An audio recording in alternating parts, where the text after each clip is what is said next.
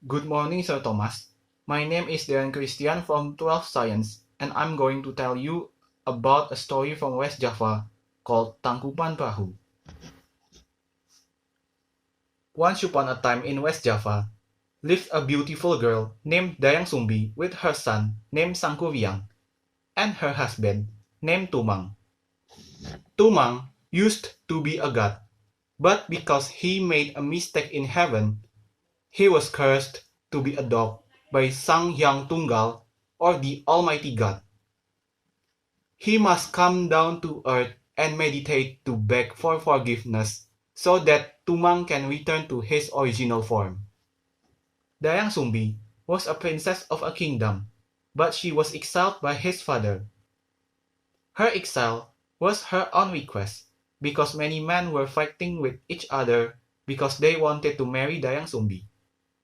The story began with Dayang Sumbi's laziness.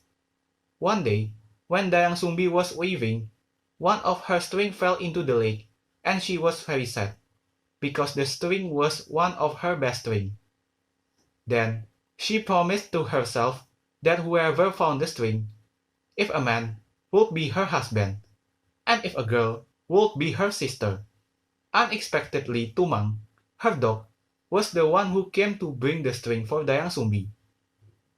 Because Tumang was a male, Dayang Sumbi married Tumang.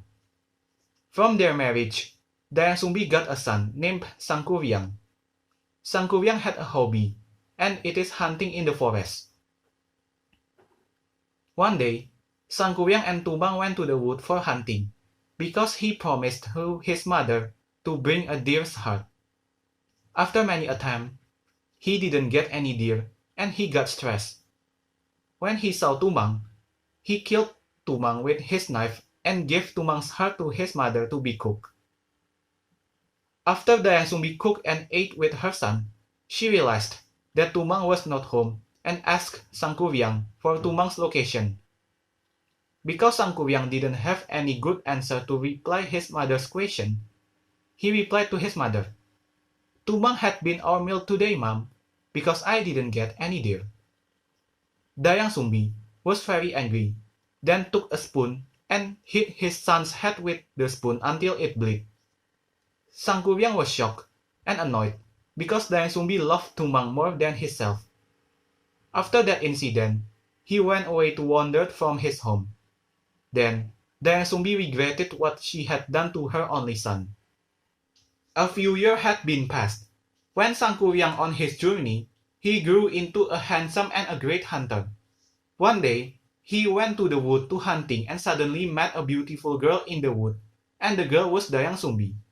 Sangkuriang didn't recognize his own mother because he didn't meet with Dayang Sumbi for many years, and Dayang Sumbi had been blessed by God to stay young and beautiful forever.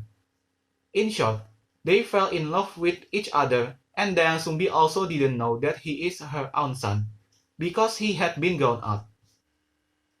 One day, Sangkuriang proposed Dayang Sumbi, but when she wanted to accept it, she saw an injury sign on Sangkuriang's head, and she realized that he is her own son.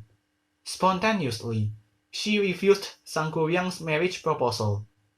Even though he got Dayang Sumbi's rejection, he still wanted to marry her. Because Dayang Sumbi didn't want to marry her own son, she gave some impossible requirements like build a dam in Citarum River and a big boat in one night. When night came, Sangkuriang used his magic to summon genie to help him to fulfill the requirements. With his power, Sangkuriang almost completed Dayang Sumbi's requirements. Dayang Sumbi got afraid, but she got an idea to fail Sangkuriang. She hit a mortar so that the chickens would be crowing. All Sangkuriang's genie thought the morning had come, and they got fear because sunlight is their enemy. Then they disappeared. When he knew he was deceived by Dayang Sumbi, he got angry and kicked the unfinished boat. The boat was thrown away and became a mountain called Mount Tangkuban Perahu. Every story must have a message. So does this story. And the messages are, we must be honest, because honesty will bring goodness and happiness one day, and lies will bring negative effect and badness on ourselves.